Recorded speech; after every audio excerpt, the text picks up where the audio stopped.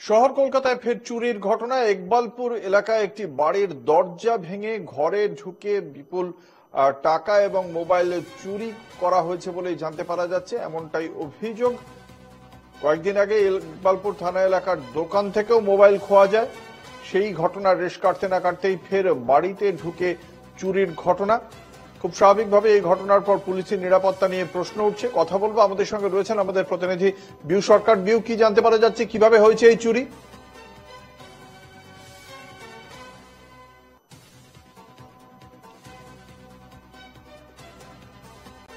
দেখা যায় যে চুরির ঘটনা ঘটে এবং যেখানে যে স্বাভাবিকভাবে এই চুরির ঘটনায় চাঞ্চল্য ছড়িয়ে পড়ে এবং বাড়ির যে সদর দরজা রয়েছে সেই দরজা ভেঙে ঘরে ঢুকে দুটি মোবাইল ও নগদ 14,000 টাকা চুরি যায় বলে অভিযোগ।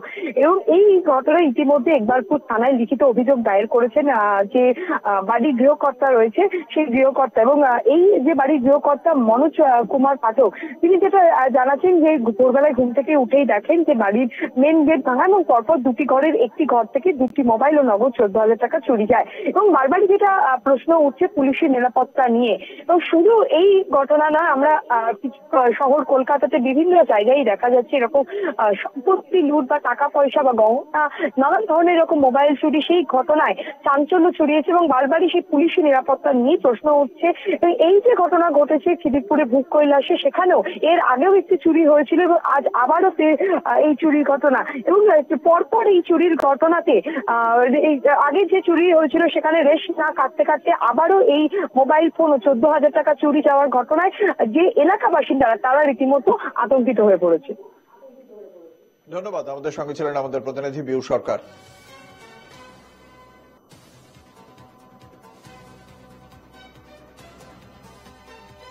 मेरा घर से 2 मोबाइल चोरी हो गया। मेरा डांड वाला जेबी में पैसा था 13,500 नोट था, 60 में था 500 या 200 नोट था, 750 में था। पैसा भी ले गया, सब चीज लेके चला गया।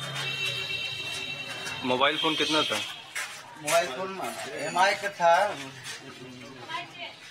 MI 10। हाँ, एक नोकिया छोटा वाला फोन था, 2